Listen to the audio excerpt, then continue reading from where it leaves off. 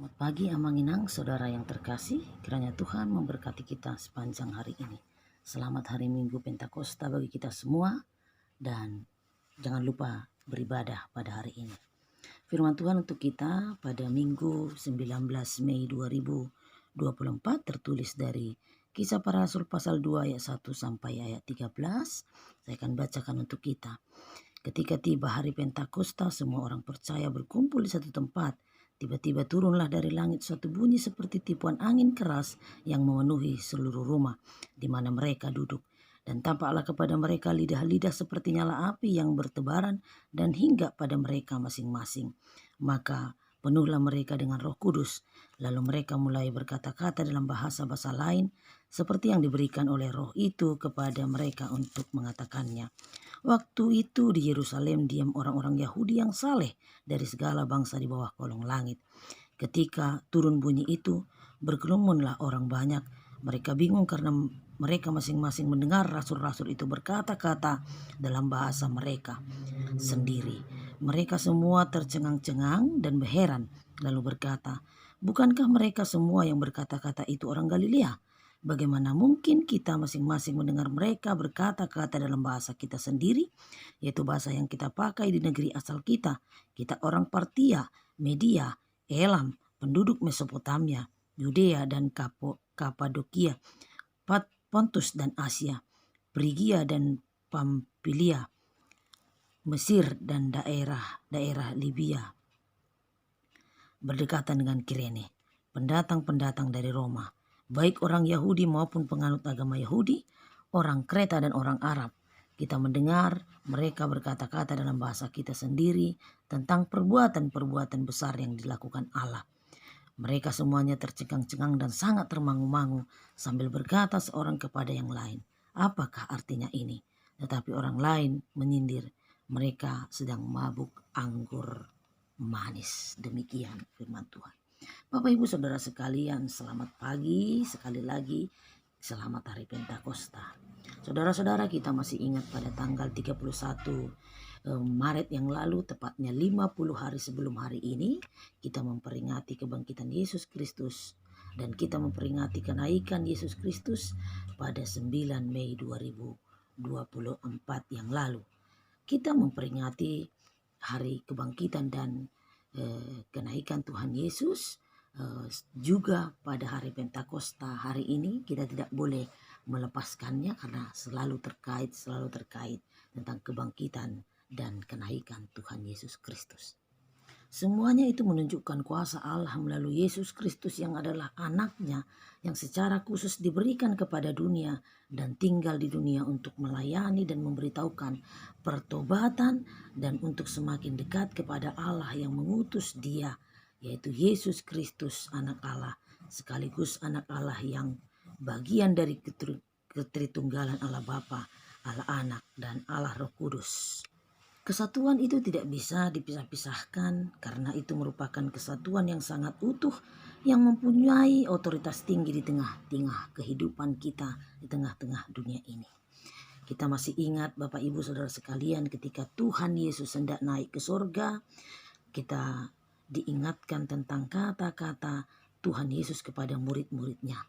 "Kamu adalah saksiku dari semuanya itu dan semua yang terjadi kepada Yesus Kristus, termasuk kepada kematian dan kebangkitannya dan segala sesuatu yang dilakukannya semasa hidupnya, termasuk karya pertobatan dan pengampunan dosa yang harus dia sampaikan kepada segala bangsa."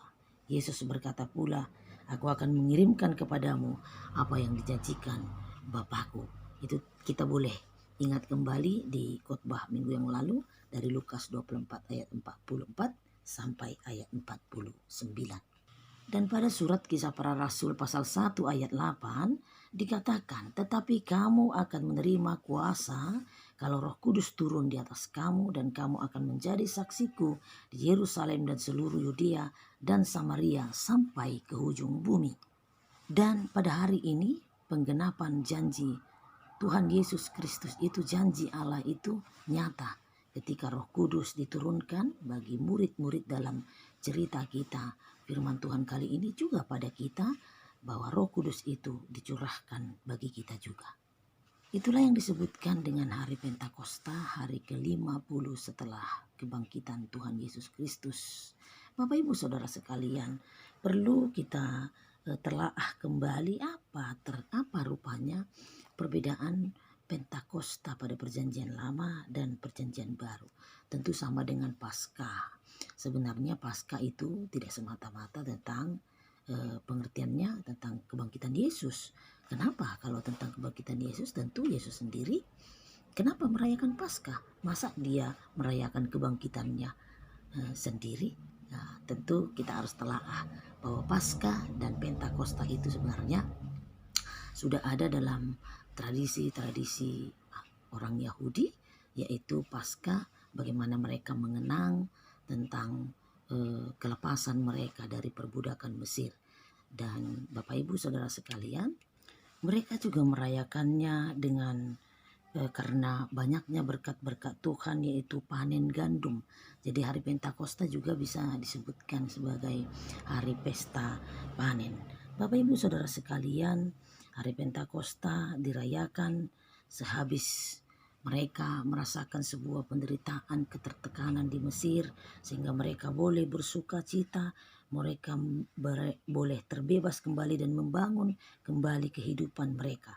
Tentu dalam hal ini kita pasti berasa bahwa ketika satu bangsa baru keluar dari perbudakan, ada sukacita yang besar, dan pasti posisi mereka dalam posisi ingin bangkit kembali dari keterpurukan, dan mereka sedang berjuang membangun kembali kehidupan mereka yang sudah sempat rusak, semua aspek dalam kehidupan mereka, dan kembali membangun interaksi yang baik sesama mereka, dan membangun kembali kehidupan mereka, baik kehidupan secara sehari-hari, kehidupan bagaimana mereka membangun rumah kembali, membangun persekutuan kembali tengah-tengah rumah, membangun pekerjaan-pekerjaan mereka kembali dalam hal bertani dan lain sebagainya, sehingga mereka merasakan sukacita dalam pesta panen. Dan ucapan syukur dalam pesta panen itulah yang membimbing mereka untuk terus bersukacita dan mengucap syukur kepada Allah akan perbuatan-perbuatan Allah yang nyata dalam kehidupan bangsa Israel. Demikian juga dalam kehidupan kita. Pentakosta ini mengarahkan kita, Bapak Ibu Saudara sekalian, bahwa kebangkitan Yesus telah membawa sukacita bagi kita, Bapak Ibu Saudara sekalian. Kita mendapatkan panen keberimanan, sukacita, rasa syukur kita bahwa Allah itu sangat baik melepaskan kita dari dosa-dosa kita dan menebus kita. Orang yang berdosa, orang yang penuh dengan celah, tetapi Tuhan membersihkan kita songon hapas. Dan Allah mengirimkan Roh Kudus, pengganti Yesus, untuk kembali Bapak Ibu Saudara sekalian, membimbing seluruh manusia mendekat kembali kepada Allah dan mengucap syukur akan segala perbuatan Allah. Sekali lagi, jika hari Pentakosta juga diperingati di Perjanjian Lama ketika bangsa Israel menerima hukum Taurat melalui Musa untuk menjadi jalan patron-patron bagi mereka menjalani kehidupan mereka yang baru. Dan bagi kita, Bapak Ibu, kita diberikan Roh Kudus menjadi patron dalam kehidupan kita menjalani hari-hari kita. Pada khotbah kita kali ini, Bapak Ibu Saudara sekalian, diterangkan pada hari Pentakosta semua orang percaya berkumpul di satu tempat, dan tiba-tiba turunlah angin kencang, dan dari langit keluarlah bunyi dan tiupan angin yang kencang, di mana mereka duduk. Mereka ada kira-kira 120 orang berkumpul di suatu tempat. Boleh kita lihat Bapak Ibu Saudara sekalian, itu di pasal 1 ayat 12 sampai 14, bagaimana rasul-rasul berkumpul di satu tempat, termasuk Maria ibu Yesus dengan saudara-saudara Yesus. Bapak Ibu Saudara sekalian, kita mau melihat dan kita tahu sekalian bahwa sebagaimana kelahiran, kematian, dan kebangkitan Yesus selalu saja disertai dengan tanda-tanda berupa suara gemuruh, suara angin, dan suara yang kedengaran memenuhi tempat di mana perbuatan Allah melalui Yesus yang ajaib itu nyata. Misalnya pada saat kelahiran ada suara mengatakan kemuliaan bagi Allah di tempat yang maha tinggi dan damai sejahtera bagi manusia. Lalu pada saat kematian, kebangkitan, ada suara gemuruh yang sungguh-sungguh ajaib. Kegelapan sering sekali terjadi yang menunjukkan bahwa Allah sungguh-sungguh berkuasa atas segala sesuatu. Dan pada hari Pentakosta ini juga diterangkan bahwa ada angin kencang, tiba-tiba suara angin kencang dan suara memenuhi ruangan seperti kemudian nampak seperti nyala api yang hinggap di atas kepala semua orang. Itulah tanda-tanda yang menyertai kejadian pada hari Pentakosta. Roh Kudus turun satu kali untuk selama-lamanya dan tidak boleh kembali Bapak Ibu Saudara sekalian, tidak boleh terulang kembali. Ingat bahwa Roh Kudus itu datang sekali untuk selama-lamanya, maka syukurilah ketika kita sudah menerima Roh Kudus pada hari ini, dan itu dijelaskan, ditekankan pada kita pada hari ini. Jika pada murid-murid diberikan Roh Kudus itu dari sekali untuk selama-lamanya, maka kita pun, bagi kita Roh Kudus itu akan diberikan sekali untuk selama-lamanya, supaya dalam kehidupan kita memuji Tuhan, kita terus menyerahkan kehidupan kita kepada Tuhan yang baik itu. Saudara sekalian, gambaran angin adalah gambaran yang berdaulat. Angin tidak dikuasai dan dipaksa oleh siapapun, dan angin bertiup kemana dia suka. Asal dan tujuannya kita tidak ketahui.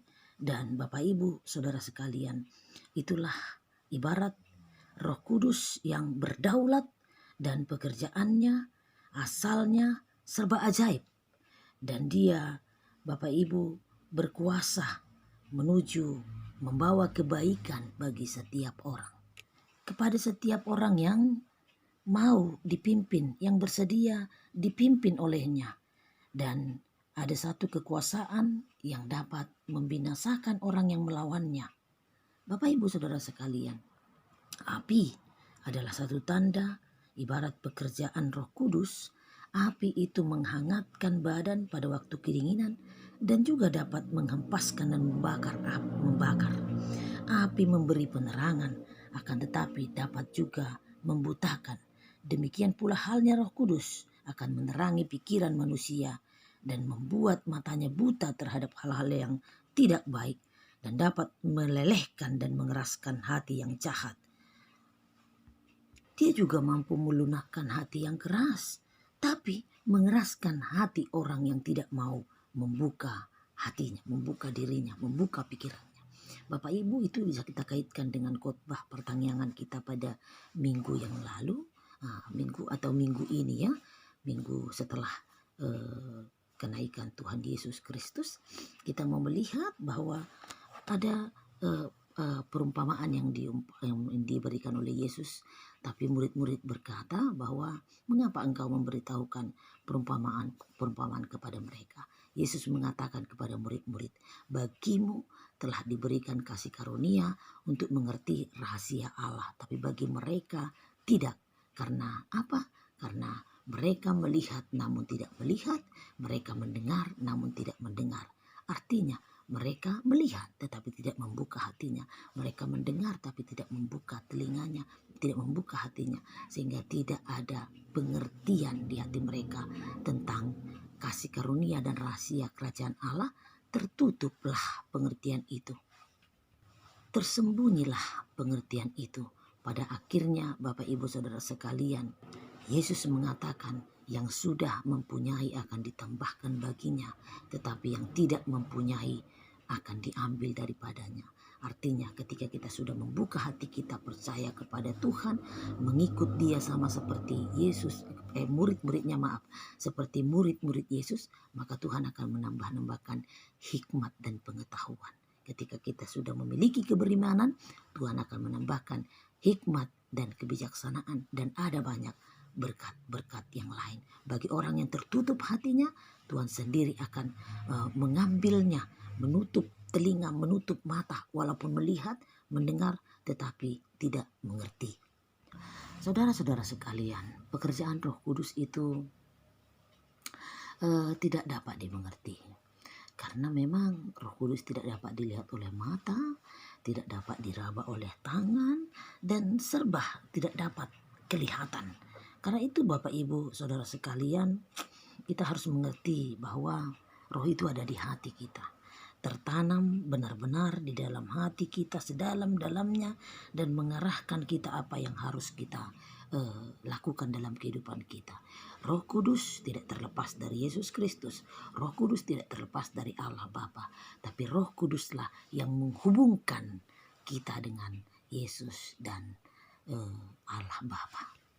Maka sebagaimana kita menghormati Allah Bapa, menghormati Yesus Kristus, kita pun harus menghormati Roh Kudus. Karena kita hanya dapat mengenal Allah melalui kasih karunia Allah kepada kita dalam rohnya, maka kita mengenal segala perbuatan-perbuatan ajaib Allah. Perbuatan-perbuatan ajaib dalam kehidupan kita yang kadang-kadang ada perasaan di dalam hidup kita mengatakan bahwa aku ini orang berdosa, tetapi kita adalah orang-orang yang mendapat penghiburan walaupun kita berdosa, tetapi kita sudah dibenarkan. Ketika kita berkata kita adalah orang yang tidak berguna dan tidak dapat selamat, maka berkatalah Roh Kudus, engkau adalah ahli waris kerajaan Allah dan akan menerima kehidupan yang kekal. Apabila kita berkata kita adalah anak yang hilang, maka Bapak Ibu Saudara sekalian, Allah akan berkata melalui Roh Kudus, engkau telah diterima menjadi anak dan Roh Kudus itulah yang akan menolong kita memberikan pengertian-pengertian itu. Veni Creator Spiritus, datanglah engkau ya Roh Kudus. Biarlah Roh Kudus yang datang dalam kehidupan kita, mengarahkan kita, percaya bahwa siapa yang meminta akan diberikan, siapa yang mencari akan mendapatkan, dan siapa yang mengetuk akan dibukakan pintu baginya. Karena itu terimalah pemberian yang baik yang daripada Tuhan, pemberian yang luar biasa, anugerah yang mempersekutukan kita dengan Tuhan hari ke hari. Bapak Ibu, selanjutnya dalam ayat ini dijelaskan bahwa mereka berkata-kata dalam bahasa-bahasa lain yang diberikan oleh Roh kepada para murid-murid yang berkumpul pada waktu itu. Dan ada orang yang mendengar, yaitu orang-orang Yahudi yang saleh, Bapak Ibu Saudara sekalian, yang orang-orang yang sudah mengetahui dan mengenal, mempercayai perbuatan-perbuatan Allah. Dan para murid-murid dan orang-orang yang berkumpul yang dicurahkan Roh Kudus pada waktu itu berbicara dengan bahasa mereka, yaitu bahasa-bahasa yang sudah dituliskan di ayat 8 sampai ayat 12 diterangkan di sana, sampai ayat 11 ya, ayat 8 sampai ayat 11 itulah bahasa-bahasa orang Yahudi yang saleh tadi yang sudah mengetahui perbuatan-perbuatan Allah. Itu bahasa yang dipakai oleh murid-murid pada waktu itu. Maka orang Yahudi itu, Bapak Ibu Saudara sekalian, orang Yahudi yang saleh itu tercengang-cengang.